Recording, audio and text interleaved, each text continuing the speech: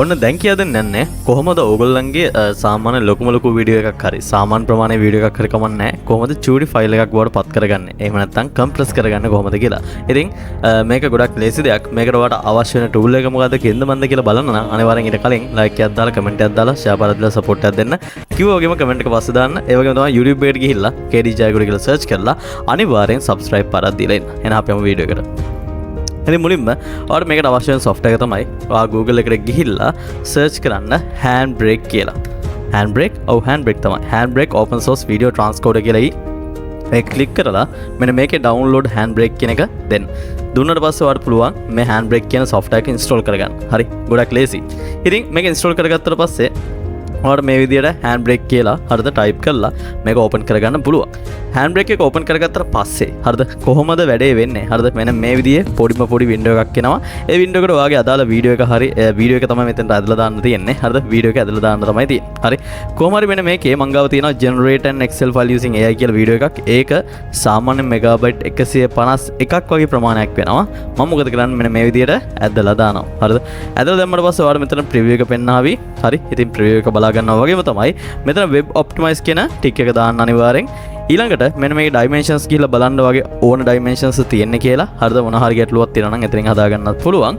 ඊට අමතරව මෙන්න මේකේ වීඩියෝ කියන එකට ගියාට පස්සේ මේකේ අනිවාර්යෙන් මේ frame rate කියන එක same as source දෙන්න ඕනේ. ඒ වගේම variable frame rate නැතුව constant frame rate කියන එක දෙන්න ඕනේ.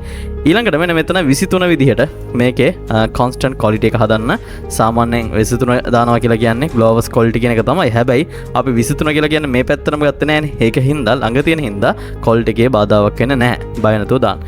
ඊළඟට මෙන්න මේකේ encoder preset එක fast එක slow විදිහට මාරු කරන්න. හරි. ඒ ටික කරාට පස්සේ එපමණයි. එතනින් එහාට audio එකේ ගිහිල්ලා බලන්න පුළුවන් මොනවද තියෙන්නේ. කියන්න මන්ද කියන දේවල් ටික. හැබැයි මම ඒවා මුකුත්ම වෙනස් කරගන්න නැතුව මට මතක විදිහට මෙච්චරයි අපිට වෙනස් කරන්න තියෙන්නේ. කොහොම හරි මෙන්න මේකේ browse click කරලා අපිට පුළුවන් මේ ෆයිල් එක කොහෙද save වෙන්න ඕනේ කියලා decide කරන්න. මම මේකේ desktop එකේම compressed file කියලා save වෙන්න ඕනේ කියලා මෙතන save කරන්නම්. save කරාට පස්සේ මට තියෙන්නේ start encode කියන එක ඔබන්න විතරයි. start encode එවුවට පස්සේ මේ විදියට ඔයාලට පල්ලෙහෙන් පේනවා ඇති encoding කියලා වැටෙනවා. ඒ වගේම පොඩි loading bar එකක් run වෙනවා. ඉතින් මේ encoding process එක හරිද සම්පූර්ණ වෙරුණාට පස්සේ ඔයගොල්ලන්ට මෙතන compressed file කියන එක පෙන්නාවි. හරි. දැන් නිකන් ඕපන් කරලා බලන්න යන්න එපා. මොකද වැඩේ නාගන්න ඕනේ නැහැ. චුට්ටක් ඉවසන් ඉමුනේ.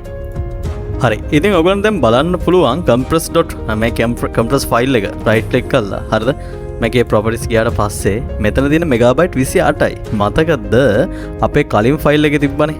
right click කරලා properties කියලා බලුවොත් එහෙම megabyte 151ක්. ඒතකොට බලන්න megabyte 151 ෆයිල් එක megabyte 28ට අඩු වෙන හැටි. හරි.